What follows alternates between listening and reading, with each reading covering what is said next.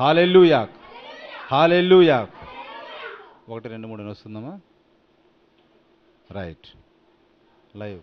Okay, right. ప్రభు అయిన యేసుక్రీస్తు నామానికి మహిమ కలుగును గాక. ఈ సమయమందు పరిశుద్ధ గ్రంథాన్ని మనం చదువుకుంటా ఉన్నాం. దేవుని నామాన్ని మహిమపరుస్తూ ఆది కాండము 1వ అధ్యాయము 9 నుండి 12 వచనాలు మనం చదువుకుందాం. 9 నుండి 12 వచనాలు మనం చదువుకుందాం. అందరూ కూడా మీ యొక్క పరిశుద్ధ గ్రంథాలను మీరు తీసుకొని దయచేసి చూడండి. ఆది కాండము 1వ అధ్యాయము 9 నుండి 12 వచనాలు చదవండి అమ్మా. దేవుడు ఆకాశము కిందనున్న జలములు ఒక చోటనే కూర్చబడి ఆరిన నేల కనబడునుగాకని పలుకగా ఆ ప్రాకారమాయెను. దేవుడు ఆరిన నేలకు భూమి అని పేరు పెట్టెను, జలరాశికి ఆయన సముద్రములని పేరు పెట్టెను. అది మంచిదని దేవుడు చూచెను. దేవుడు గడ్డిని విత్తనములిచ్చు చెట్లను భూమి మీద తమ తమ జాతి ప్రకారము తమలో విత్తనములు గల ఫలమిచ్చు ఫలవృక్షములను భూమి మొలిపించునుగాకని పలుకగా ఆ ప్రకారమాయెను. చదవాలి ఇంకా. భూమి గడ్డిని తమ తమ జాతి ప్రకారము విత్తనములిచ్చు చెట్లను తమ తమ జాతి ప్రకారము తమలో విత్తనములు గల ఫలవృక్షములను మొలిపింపగా అది మంచిదని దేవుడు చూచెను. ఆమేన్, హల్లెలూయా. దేవుడు తన పరిశుద్ధ వాక్యమును దీవించునుగాక. చిన్న ప్రార్థన చేసుకుందాం. సకల యుగములలో సజీవుడా నీకు వందనములు. నువ్వు పలకగా నాయన నీ నోటి నుండి ఏ మాట బయటికి పలికి ఉన్నదో వాటి ప్రకారం ఆయను అది మంచిదని మీరు చూశారు. దేవా నీకు వందనాలు. ఈ సమయమందు నా తండ్రి ఆది కాండమును మేము దర్శించులాగున అయా ఈ లేఖనమును మాకు ఇచ్చినందుకు మీకు వందనాలు. గొప్ప పరిశుద్ధాత్ముడుగా మీరు మా మధ్యలో ఉన్నారు, మాలో ఉన్నారు.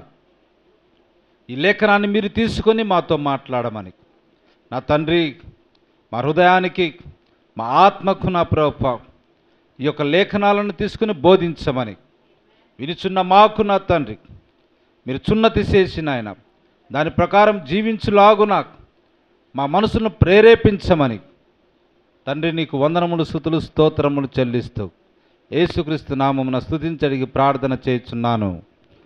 ఆమెన్. మనమందరం కూర్చుందాం. సిస్టర్స్, బ్రదర్స్ అందరు కూడా వాక్యం చెప్పుచున్నప్పుడు హల్లెలూయా, ఆమెన్ అని చెప్పుటకు మీరు ప్రయత్నాలు చేయాలి. హల్లెలూయా, హల్లెలూయా. దేవుని నామమున మహిమ కలుగును గాక. మనం ఏమని చదువుకొని ఉన్నాం? కీర్తనలో ఇంతకు మునుపు బీదలను కటాక్షించువాడు ధన్యుడు. 41వ కీర్తనేనా అది? 41వ కీర్తనేనా? హల్లెలూయా. ఒకసారి అది కూడా మీరు తీసుకోండి. చిన్న మాట చెప్పి మనం పాటల్లోనికి వెళ్దాం. ఎందుకనగా అది మనకెంతో అవసరమై ఉన్నది. రైట్, హల్లెలూయా. చూడండి, మనము ఈయన లేదా ఏ ప్రజలైనా కానీ ప్రభువుని నమ్ముకున్నవారు బీదలను కటాక్షిస్తే, కటాక్షం అంటే ఏంటిది? వారికి సహాయము చేసినట్లయితే. హల్లెలూయా. మొట్టమొదటిగా దేవుని దృష్టిలో మనము ధన్యులము. ఆమేన్, హల్లెలూయా, హల్లెలూయా. అలా బీదలను కటాక్షించి వారికి సహాయం చేసి మన చేతనైన సహాయాన్ని వారికి చేసినట్టు. ఎందుకంటే వారు బీదలు అని అక్కడ రాయబడి ఉన్నది.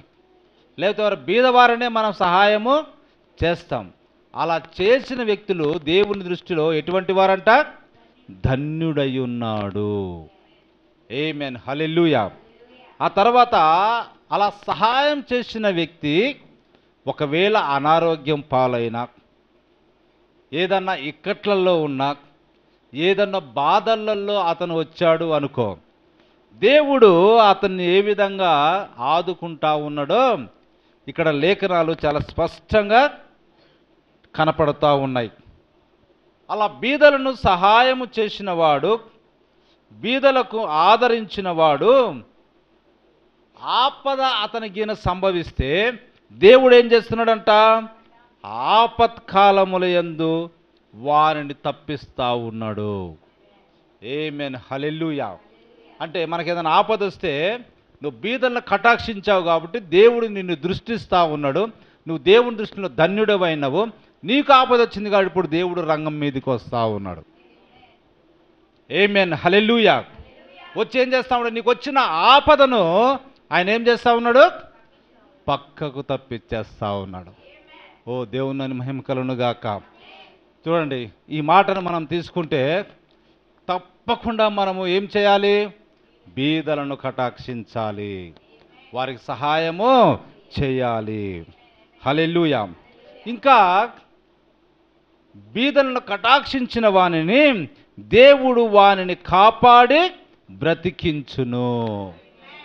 ఒకవేళ మరణశయ్యం ఏదైనా ఒకవేళ వచ్చినా, మరణకరమైన వ్యాధులు లాంటివి ఏమైనా వచ్చినా వాడిని ఏం చేస్తా ఉన్నట? కాపాడి బ్రతికిస్తాడు. ఆమేన్, హల్లెలూయా. అంతేకాదు భూమి మీద వాడు ధన్యుడగును. ఇప్పుడు భూమి మీద నేను ధన్యుడు కావాలా, దేవుని దృష్టిలో నేను ధన్యుడు కావాలా, ఏం చేయాలా? నేను బీదలను కటాక్షించాలి. ఆమేన్, హల్లెలూయా. చూడండి, యేసుక్రీస్తు వారు ఒక మాట మనకు చెప్తా ఉంటారు. యోహాను చెరసాల్లో ఉన్నాడు. యోహాను బాప్తిస్మిచ్చే యోహాను చెరసాల్లో ఉన్నాడు. యేసుక్రీస్తు వారు ఈ లోకంలో, అప్పుడున్న ఆ లోకంలో ఆయన బోధ చేస్తూ ఉన్నాడు. యోహాను ఆలోచిస్తూ ఉండు చెరసాల్లో ఉండి, ఇదేంటి ప్రభు ఆల్రెడీ భూమి మీద ఉన్నాడు, మేమందరం ఆయన భక్తులము, ఆయన ప్రవక్తలము, మరి నేనేంటి ఇలా చెరసాల్లో వచ్చి మేము పడి ఉన్నాం, అసలు ఈయన మెస్సయ్యనా కాదా? లోక పాపములు మోసుకొని పోవు దేవుని గొర్రెపిల్ల ఈయనే అని ఆల్రెడీ బాప్తిస్మిచ్చే యోహానే చెప్పి ఉన్నాడు. నేను నీతోటి బాప్తిసం పొందుకోవాలి కానీ నువ్వే నా దగ్గరికి వచ్చావయ్యా, నాకంటే గొప్పవాడివి నీవు, నీ చెప్పుల వారును ఇప్పటానికి కూడా నేను యోగ్యుడను కాను అని చెప్పిన ఆ యొక్క బాప్తిస్మిచ్చే యోహాను చెరసాల్లో ఉండారు. ఆయన తలంపులు చూడు ఏ విధంగా అయినాయో. కాబట్టి బాప్తిస్మిచ్చే యోహాను యొక్క శిష్యులను కొంతమందిని యేసుక్రీస్తు దగ్గరికి పంపాడు. ఆయన చెరసాలలో ఉండే, అయ్యా మేము ఇంకొకని కొరకేమన్నా ఎదురు చూడవలనా, లేదా మెస్సయ్యవు నీవేనా, మేము ఇంకొకరి కొరకు మేమేమన్నా ఎదురు చూడాలనే డౌట్ ఆయనకు వచ్చేసింది. అప్పుడు ఆ శిష్యులు వచ్చి యేసుక్రీస్తు వారిని అడుగుతుంటే ఫస్ట్ యేసుక్రీస్తు వారు ఏం చెప్తా ఉంటే, నా విషయమై అభ్యంతరపడని వాడు ధన్యుడు. ఆమేన్, హల్లెలూయా. బీదలకు సువార్త ప్రకటించబడుచున్నది. ఆమేన్, హల్లెలూయా. ఆయన చెప్పిన మాటలలో ఒక మాట ఏంటిది? బీదలకు సువార్త ప్రకటించబడుచున్నది. ఎందుకంటే సువార్త ప్రకటించవలసిన భారం ఆయన మీద ఉన్నది, యేసుక్రీస్తు వారి మీద. ఆయన అదే చెప్తున్నాడు, కుంటివారు లేస్తూ ఉన్నారు, గుడ్డివారు చూస్తూ ఉన్నారు, చెవిటివారు వింటూ ఉన్నారు, మూగవారు మాట్లాడుతూ ఉన్నారు. పోయి ఇవన్నీ మీ యొక్క బాప్తిస్మిచ్చే యోహానుకు మీ యొక్క గురువు గారికి చెప్పుకోండి కావాలంటే. నా విషయమై అభ్యంతరపడటానికి వీలు లేదు. ఆ విధంగా అభ్యంతరపడితే వాడు ధన్యుడు కాదు, కానీ అభ్యంతర పడనివాడు ధన్యుడు. ఆమేన్, హల్లెలూయా. చూడండి, యేసుక్రీస్తు వారు కూడా బీదలకు సువార్త. బీదలకు ఆయన సహాయము చేశాడు. హల్లెలూయా. ఏదో ధన సహాయం చేశాడనే కాదు, రోగముల నుండి, మరణముల నుండి, ఎన్నో విషయం నుండి బీదలకు ఆయన సహాయం చేసినట్టుగా మనం చూస్తా ఉన్నాం. దేవుని దృష్టిలో ఏమయ్యాడు? ధన్యుడయ్యాడు. ఆమేన్. హల్లెలూయా. ఇంకా చూడండి, భూమి మీద వాడు ధన్యుడగును, వాని శత్రువుల ఇచ్చకు నీవు వానిని అప్పగింపవు. శత్రువుల కోరిక ప్రకారము అటువంటి వ్యక్తిని వదిలేయడండి. శత్రువు నుండి తప్పించి వానిని చక్కగా ఉంచే దేవుడు. ఆమేన్. హల్లెలూయా. ఇంకా చూడండి, రోగశయ్య మీద యెహోవా వారిని ఆదరించును, రోగము కలగా నీవే వారిని స్వస్థపరచుదువు. బీదలను కటాక్షించేవాడికి, కన్నులనిచ్చేవాడికి ఒకవేళ రోగం ఏదైనా వస్తే రోగశయ్య మీదనే దేవుడు వారిని ఏం చేస్తూ ఉన్నట? ఆదరిస్తూ ఉన్నాడు. హల్లెలూయా. రోగం వానికి వస్తే స్వస్థపరిచేది కూడా ఆయనేనండి. ఆమేన్. హల్లెలూయా. ఎటువంటి మాటల్లో చూడండి. కాబట్టి బీదలను సహాయము చేయాలి. బీదలకు దానము చేయువాడు దేవునికి అప్పిచ్చువాడు అనే మాట లాంటి మాట కూడా మనకు దొరుకుద్ది. హల్లెలూయా. చూడండి, బీదలకు మనం సహాయం చేస్తే దేవునికే మనము అప్పిచ్చామంట. ఆయన అప్పు ఉంచుకునే దేవుడు కాదండి. తిరిగి నూరంతలుగా ఆయన తిరిగి వడ్డీతో సహా చెల్లించే దేవుడు. ఆమేన్. హల్లెలూయా. కాబట్టి క్రైస్తవం అంటేనే సేవ. ఇంతకుముందు కూడా చాలాసార్లు చెప్పాను, క్రైస్తవం అంటే ఏంటిది? సేవ. ఇతరుల కొరకు తమ జీవితాలను అర్పించటమే క్రైస్తవుల యొక్క సేవ అయి ఉన్నది. కాబట్టి ఎందరెందరో ఇతర దేశం నుండి మన దేశానికి వచ్చారు. మన దేశం నుంచి అనేకమైన ప్రాంతాలకు వెళ్ళిన వారు తమ జీవితాలను ఆ గడ్డ మీదనే, ఏ గడ్డకి వెళ్తే ఆ గడ్డ మీదనే తమ జీవితాలను ముగించి ఉన్నారు. హల్లెలూయా. అలా చూసుకుంటే అనేకమైన ఇతర దేశస్తులు మన దేశం వచ్చి సువార్తను ప్రకటించి బీదలను ఆదరించి వారి కొరకు విద్యాలయాలు, ఆసుపత్రులు కట్టి వాళ్ళను ఉన్నతమైన స్థానంలోకి తీసుకురావడానికి శ్రమపడి వారి జీవితాలను ఏం చేశారు? ఇక్కడే ముగించి సమాధి చేయబడి ఈ భారతదేశంలోనే వారు ఉండిపోయినట్టుగా మనం చూస్తూ ఉంటాం. హల్లెలూయా. చూడండి, కాబట్టి అది ఎక్కడి నుంచి వచ్చింది? క్రీస్తు యొక్క గుణములలో ఒక గుణం అయి ఉన్నది. క్రైస్తవుని యొక్క గుణము క్రీస్తు యొక్క గుణమై ఉన్నది.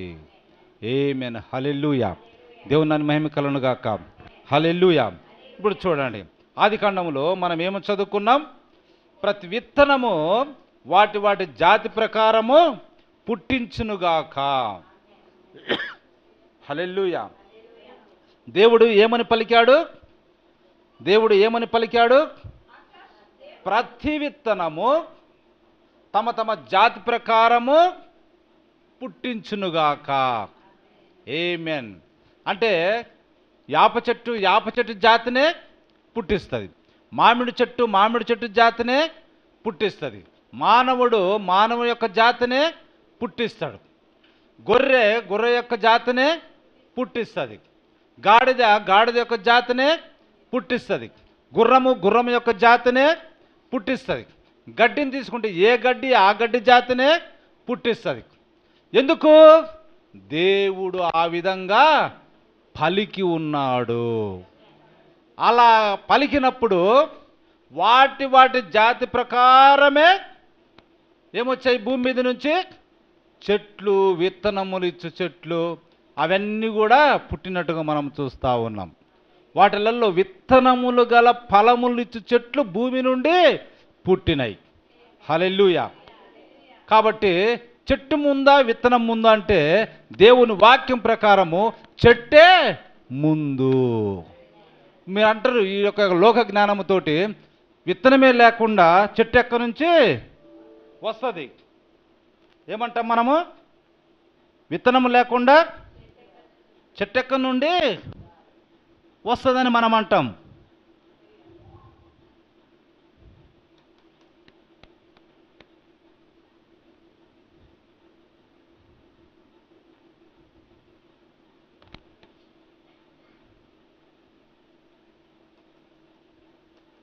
హల్లెలూయా.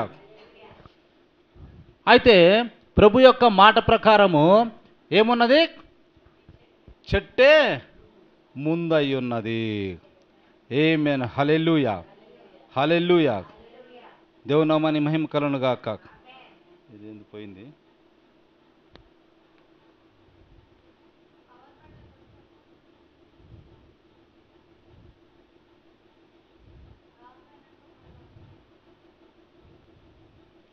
వస్తుందిలే. Praise the lord. హల్లెలూయా. కాబట్టి చాలామంది మన యొక్క మేధావులు లేకపోతే విద్యావంతులు ఏమని చెప్తా ఉంటారంటే,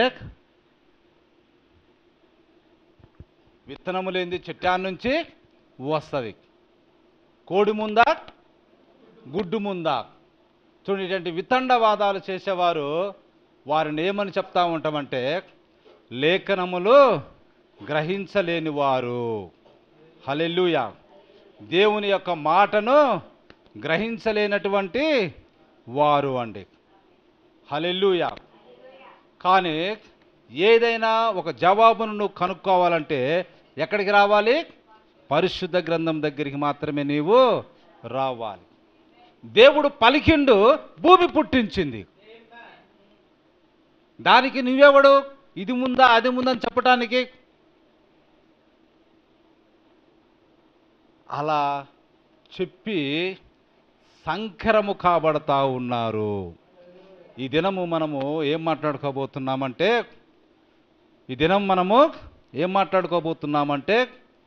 సంకరము కాబడిన సంఘము. ఏంటిదంట? సంకరము కాబడిన సంఘము అనే మాట మీద మాట్లాడుకోబోతా ఉన్నాం. సంకరం అంటే ఏంటిది? ఒక జాతిని ఇంకొక జాతిని మిశ్రమము చేయుటయే సంకరణము. ఒక జాతిని ఇంకొక జాతితోటి మిశ్రమము చేయుటయే సంకరమం. కాబట్టి అలాంటి సంకరణమును గురించి మనం ఈ దినం మాట్లాడుకోబోతున్నాం. కానీ దేవుడు ఏం చెప్పాడు? అలాంటి సంకరపు జాతి మొక్కలను, అలాంటి సంకరపు జాతి విత్తనములను, అలాంటి సంకరపు జాతి చెట్లను ఆయన పుట్టించలేదండి. ఆయన ఏమని పలికాడు? తమ తమ జాతి ప్రకారము విత్తనమునిచ్చు చెట్లను, తమ తమ